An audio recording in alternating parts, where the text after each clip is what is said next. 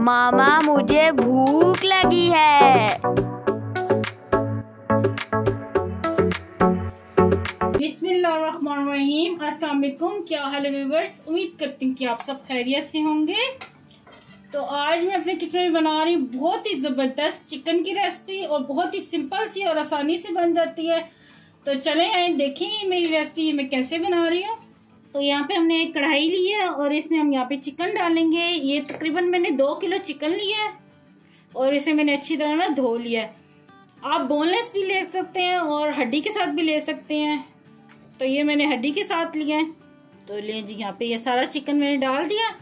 तो यहाँ पे ये 2 खाने के चम्मच नींबू का रस है। तो ये मैं क्यूब्स में बना के रखती होती हूँ फ्रिज में, तो आप फ्रेश भी ले सकते हैं। और तकरीबन 3 खाने के चम्मच यहाँ पे मैं वाइट सिरका डाल रही हूँ।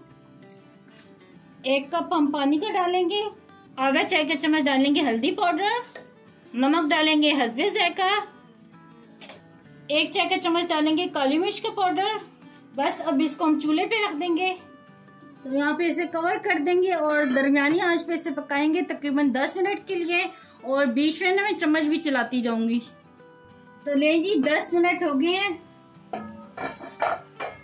ये मैंने आपको कहा था कि बीच में मैं चलाती भी जाऊंगी। तो यहाँ पे देखिए बिल्कुल खुश्क हो गया पानी और गोश्त भी गल चुका है अच्छे से। थोड़ा सा बारीक कटा हुआ अदरक डालेंगे, थोड़ी सी हरी मिर्चें डालेंगे।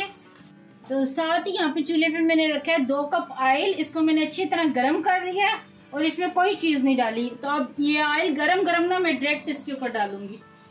बिस्मिल्लाहिर्रहमानिर्रहीम। जरा ध्यान से डालना है पीछे होके।